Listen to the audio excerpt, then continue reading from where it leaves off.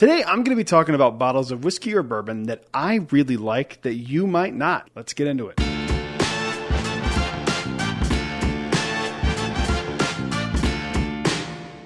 Hello everyone, welcome back to Brad's Bourbon Reviews. I'm Brad, and today I was sitting around talking to my friends today in our group chat, and a bottle came up that is on this list, and it got me thinking about bottles that I really enjoy that others might not. These are in no particular order, but let's go ahead and start the list off with Jack Daniel's Sinatra Select. Now, here's the thing. I am old now. I'm at a point where I have nostalgic whiskey. This is objectively not the best thing that Jack Daniel's releases. It is a very low proof. I think is it 80 proof? 90 proof. It is a lower proof special release. It is a liter of Jack Daniel's whiskey. You get a great special box and all that stuff, and you're paying for the name Sinatra. I totally understand, but I have a special attachment to this bottle. This is the first expensive whiskey that I ever tasted, and I use quotes, but it's really not cheap. I mean, this bottle's like $175 in a lot of places. I see it in Orlando all the time for like $180. I got mine at Sam's. It was much less than that. I think it was like $140, and that's why I bought it. But I have always wanted one of these. I have always loved this bottle. I will never not have a bottle of this on the shelf. I think it's not a bad version of Jack Daniel's. The difference is with the Sinatra Select, they groove into the staves of the barrel so that it gets deeper into the oak of the barrel. So it's a little oakier. It's sweet oak. It's not a bitter oak. It's very sweet oak. And I really do like this bottle, but I also understand the criticism behind this bottle, especially at the price point and the proof for the price. I totally understand it, but this is a bottle that I just genuinely love. Of course, it's Jack Daniel's. It's a Brad's Bourbon Reviews video. Moving on to the next one. This is the last Jack Daniel's on this list, and this is a simple one. I don't have another bottle of it, but it's just the Jack Daniel's Old No. 7. I still like this from time to time. I don't drink it neat, if I'm being perfectly honest with you, at least not often. I will from time to time try it just neat. But it is objectively not a great bottle of whiskey or bourbon. It's bourbon. I'm just going to say bourbon. And you can comment down below. No, it's not. They export it as bourbon, and it has to meets all the legal requirements of bourbon. It's bourbon. But I love it. It's again, another one. I can't believe I'm old enough to have nostalgia whiskey at this point. But here we are. First time I ever had Jack Daniel's was on my 21st birthday. A friend of the family got me a bottle. And I was going through a rough time in my life, and I kind of look back fondly and think about that time with Jack Daniel's because it was it really ignited like a love for me with Jack Daniel's, and that's where it all starts, was that bottle. So I really do still like Old No. 7, but I totally get why people don't. Moving on to the next one. Up next is a brand I don't talk about very often because I don't have a ton of experience with them, but all the stuff that I have had from them I've really enjoyed. Even their rum is really good. Their Texas rum is solid. I really like this, but this is the one that's my favorite right now, and this is another one for me that I totally understand why people do not like it, but for me, I like it. This is Balcones Texas Pot Still Bourbon. I love it. It's not even expensive.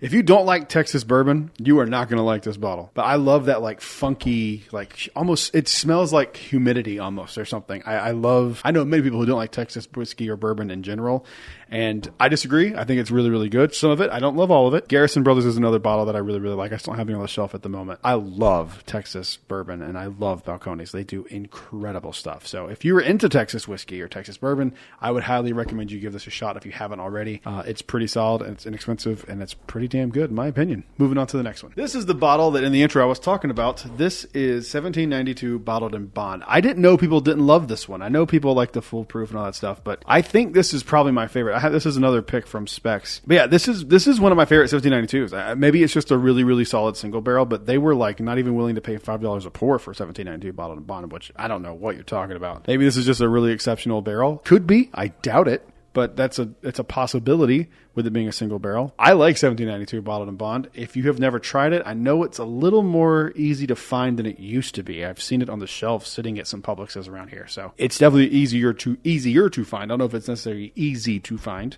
but it is out and about, and if you see one, grab one, because I think they're pretty good. Moving on to the next one. This is the most hard to find or allocated bottle on this video. I remember when people were doing the reviews when this bottle came out, they were complaining about the price. So I ended up doing a blind of all of the Old Forester Whiskey Row series, so now you know what bottle I'm talking about. And it won my blind, so I have to put it in this video. I think it's a phenomenal bottle. I love it. I'm so glad I have it. This is Old Forester 1924.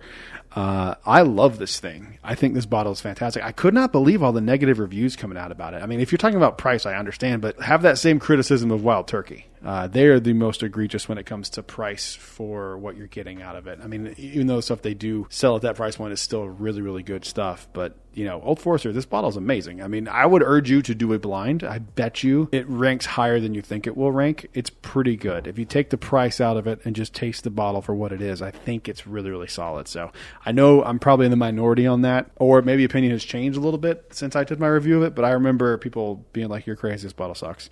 It does not suck. It kicks ass. So Old Forester 1924, I love it very much. Moving on to the next one. This is a bottle from a distillery that I kind of started revisiting after I found the Decanter series bottle. This is James Pepper 1776. I have given this to people and they think it's not great, and I don't know why. It's got root beer notes. To me, it's just like, it's about as good as you can get for a $30 bottle. I love it so much. I love the bottle design. I love everything about it. I love that it says 1776, getting back to America. People don't tend to like it when I give it to them. Maybe I need better friends who don't have shitty taste in whiskey.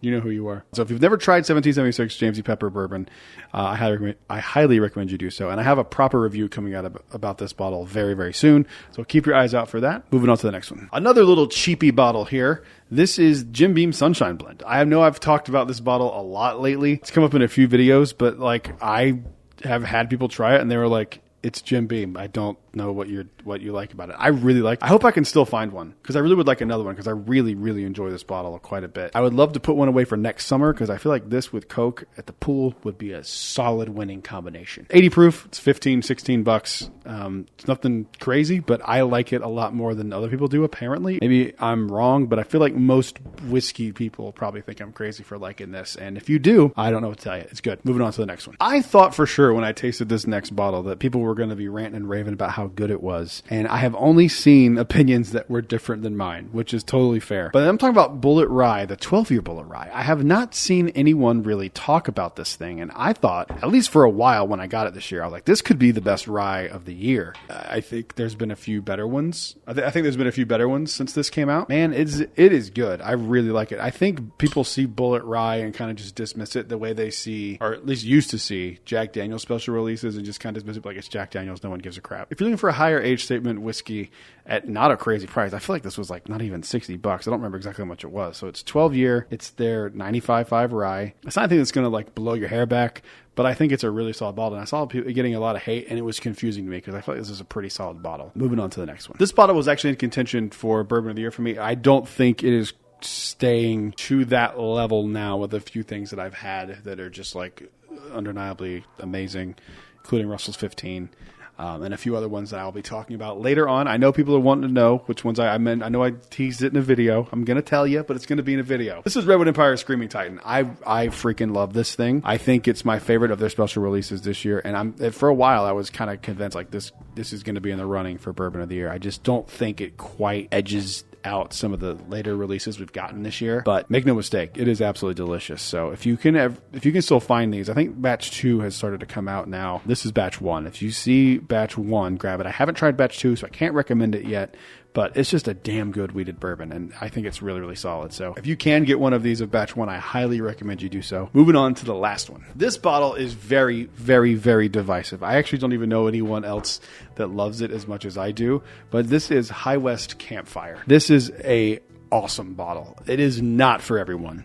I totally understand that, but if you like this type of thing, if you like smoky whiskey or if you like scotch, this is going to be right up your alley. They could not have named it a better name than Campfire. It smells and tastes like you're drinking a campfire. And I know that sounds bizarre, but it is absolutely delicious. High West puts out really, really good bottles. So try them. If you haven't, if you have and you don't like it, fair enough, but give it a shot. I think it will surprise a lot of people because it is very, very smoky, but there's also like butterscotch notes and like toasted marshmallow notes on this. I was talking about this with one of my patrons over the weekend and I hadn't tried it in a long time. And I was like, man, I need to get another one of these. I love them. I don't even know if they still do the special release of Campfire, but I need to get all of them. I want all of them because I love them that much. But that is the list, ladies and gentlemen. Thank you very much for watching. And thank you all. We hit 2,500 subscribers over the weekend. I woke up this morning to it. Thank you very, very much. Check out the Patreon if you are interested. There's a lot of cool perks and stuff that we're doing. And I'm getting involved with some barrel picks. You're not going to want to miss those out, including possibly JT Mellick. That's the video. Thank you guys for watching. I'll see you on the next one. Until then, cheers. A big thank you to all the Patreon supporters you see on screen right now.